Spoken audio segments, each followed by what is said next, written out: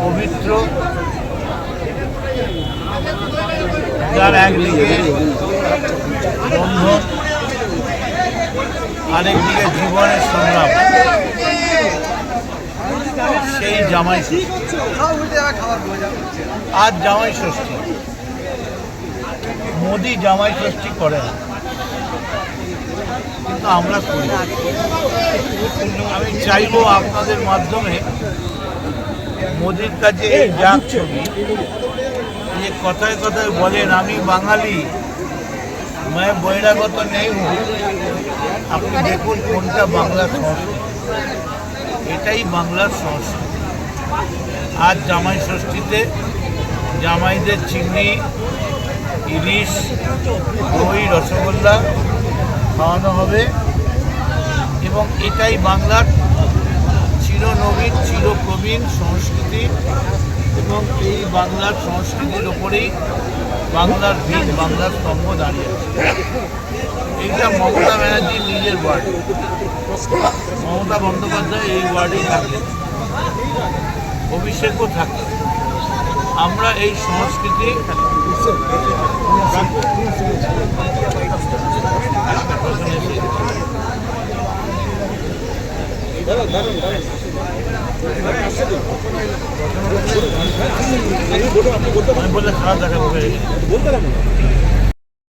লোকসভায় তৃণমূলের আসন 29।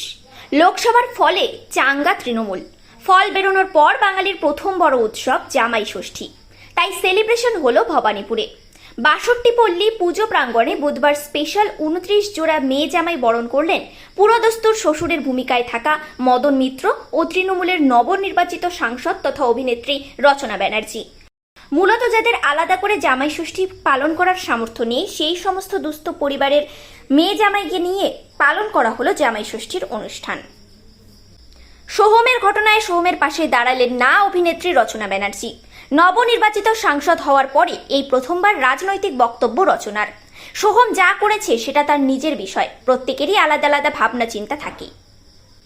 দেব এবং সোহমকে নিয়ে মদন মিত্র যে মন্তব্য করেছিলেন, সেই মন্তব্য থেকে বিরত থাকলেন মদন মিত্র, ক্ষমাও চাইলেন সেই মন্তব্যের জন্য। আমরা সামনে দিলে এগিয়ে দিয়েছে, দেখো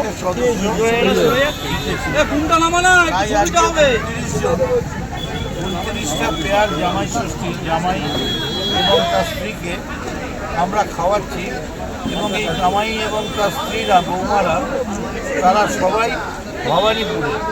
ভবানীপুরের যে সমস্ত জামাই দারিদ্রতার জন্যে এই জামাই ষষ্ঠীর আনন্দ নিতে পারে না, আমরা আজকে তাদের এই পুজোটাও মমতা বন্দ্যোপাধ্যায় ওপেন করেন, 62 পল্লী India club Mamata Bandyopadhyay open করেন এবং ভবানীপুর ইউনাইটেড ইউথ ফোরাম, এই 3টে ক্লাবের পক্ষ থেকে আজকে আমরা খাওয়াচ্ছি এবং আমরা অত্যন্ত আনন্দের সঙ্গে ঘোষণা করছি যে বাংলার অত্যন্ত প্রিয় সাংসদ এবং সবথেকে বড় কথা বাংলার দিদি নম্বর 1 রচনা বন্দ্যোপাধ্যায় আমাদের মধ্যে এসে পৌঁছেছেন। আমরা তাকে সংগঠনের পক্ষ থেকে কৃতজ্ঞতা জানাচ্ছি এবং ওনাকে বলছি এটা করার কারণ, নিজে মোদি কথায় কথায় বলেন मैं বহিরাগত নেই, मैं बंगाल का हूँ। দেখুন বাংলার সংস্কৃতি এইটা, এই সংস্কৃতি মোদি জানে না, কারণ মোদি যেখানে করে সেখানে এনকাউন্টার হয়, জামাই ষষ্ঠী হয়। বাংলার এই মিষ্টি সংস্কৃতিকে আমরা এবার সবাই এখানে বলছি আমাদের প্রোগ্রাম ছোট্ট, জামাই ষষ্ঠীতে ছেলেমেয়েরা বলবে, তাদের আমরা একটু পরিবেশন করে দিদি। দাদা সবসময় মানুষের কথা ভাবেন, মানুষকে আনন্দের কথা ভাবেন, মানুষের পাশে থাকেন সবসময়। তো আজকের এই উদ্যোগে যাতে আমি দাদার পাশে আছি সেটা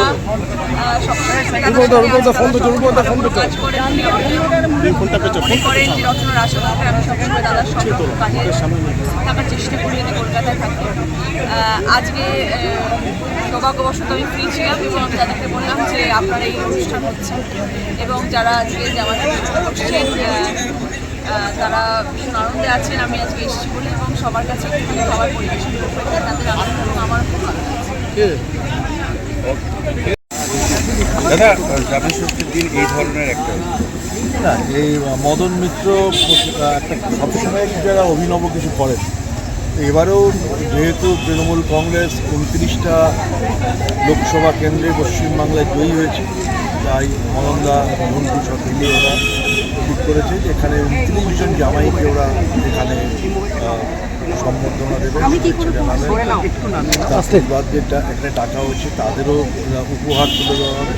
এটা একটা প্রতীকী আনন্দ যে যারা 29টার মধ্যে দিয়ে আমাদের যে 29 জন সাংসদ তাদেরকেই একটা জয়ের শুভেচ্ছা বার্তা করতে হবে। এদিকে দেখি তোমার নামিয়ে নাও আর কিছু বল আর কিছু লাগবে তার উপরে তো আমাদের কোনো বক্তব্য চলে না। মোবাইল কাজ হচ্ছে আমি আরে কথা বলছিস কেন? মুহূর্তেই সিঙ্গাপুরের রেসিপি বদল হয়েছে। আর মুখ্যমন্ত্রী যখন বলেছেন কোথাও প্রশাসনের ল্যাপসেস, এখন ইলেকশনের সময় যখন মডেল কোড অফ কন্ডাক্ট চলছে আর এক একটা বিজেপির লোক ল্যাম্পোস্ট লেভেলের নেতা নয়, সে ঠিকানা সিআরপিএফ নিয়ে ঘুরে বেড়াচ্ছে, সেই সময় লোকাল প্রশাসন যদি একটু করে মানে ফেল করে আরও টাফ হলে মমতা বন্দ্যোপাধ্যায় এটাই বলতে চাইছেন যে আরও 5খানা সিট আমরা পেয়ে যাব, এবং এটা it is a very serious statement. এবং সেই নিয়ে মুখ্যমন্ত্রী যিনি স্বরাষ্ট্রমন্ত্রী তিনি যেটা ভালো করবেন সেটাই করবেন, কিন্তু মুখ্যমন্ত্রীর মুখ থেকে এটা শুনে আমরা আরও বেশি উৎসাহিত হয়েছি যে তার মানে আমাদের প্রসপেক্ট, কারণ তার ইন্টেলিজেন্স অনেক বড়, তার মানে আমাদের প্রসপেক্ট আরও বেশি ছিল এবং আমরা 34-35-এ চলে যেতে পারতাম। মোদির মুখটা জামা ঘষে আরও জামা ঘষে প্রশাসন মুখ্যমন্ত্রী বলেছেন এবং ইতিমধ্যেই আমরা প্রশাসনিক বৈঠক রাজীব কুমারের নাম করে ক্ষোভ প্রকাশ মুখ্যমন্ত্রী। তিনি বলছেন তথ্য প্রযুক্তি দপ্তরের কাজ কি সন্দেশকালীন ফেক ভিডিও নিয়ে রাজীব কুমারকে আক্রমণ করা। আমি এরকম ব্যক্তিগত কোনো মানে কাউকে টার্গেট করে কাউকে স্পেসিফিক কারোর ব্যাপারে বলতে চাই না, কারণ আমি তো মিটিংয়ে ছিলাম না। মুখ্যমন্ত্রী কী বলেছে তার ভিডিও বা কিছুই আমার নেই, যেটা সংবাদ মাধ্যমে বেরিয়েছে সূত্র বলে নয়, পরিষ্কারভাবে বেরিয়েছে, সেইটা নিয়েই আমি বলছি পুলিশ যদি আরেকটু অ্যালার্ট থাকতো তাহলে আমরা আরও ঘটনা পেলে কী কাণ্ড হতো।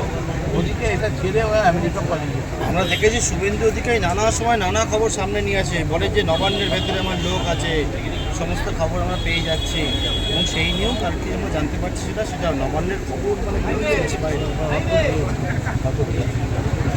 তা তো বেরোচ্ছে। শুভেন্দু অধিকারী পার্সোনাল চ্যাটে কে কী বলছে সেইটা বলে দিচ্ছে, ফেস টাইমে কে কাকে কী কথা বলে দিচ্ছে সেটা বলছে। তার মানে শুভেন্দুদের আমাদের সোর্সের মধ্যে ভূত রয়েছে না, সোর্সের মধ্যে ভূত রয়েছে যখন আমি তো বলছি না, এটা মুখ্যমন্ত্রী বলছে যে কী করে নবান্নের খবর বাইরে বেরোচ্ছে। দাদা পুলিশি নিষ্ক্রিয়তার অভিযোগে রেস্টুরেন্টের মালিক সোহমের বিরুদ্ধে কলকাতা হাইকোর্টে গেছে। না, এটার জন্য সোহম ক্ষমা চেয়েছে এবং আমি মনে করি ভুল করা মানুষের ধর্ম। To err is human, but to rectify the error is more than human. ভুলটা স্বীকার করে নেওয়াটা অনেক বড় কাজ, আর তারপর যা আইন আদালত আছে। সোহমের হয়তো কেউ আমাদের দল বলেনি, আমিও বলিনি, আমার কথাটা ভুল বোঝা হয়েছে। আমি খালি বলেছিলাম সোহম ভালো ছেলে, সোহম এই ধরনের নয়, কেন যে করলো ভেবে আমি অবাক হয়ে যাচ্ছি। আর বলেছিলাম দেব যে এরপর বেশি ঢুকলেও ঘাবড়ে যাবে।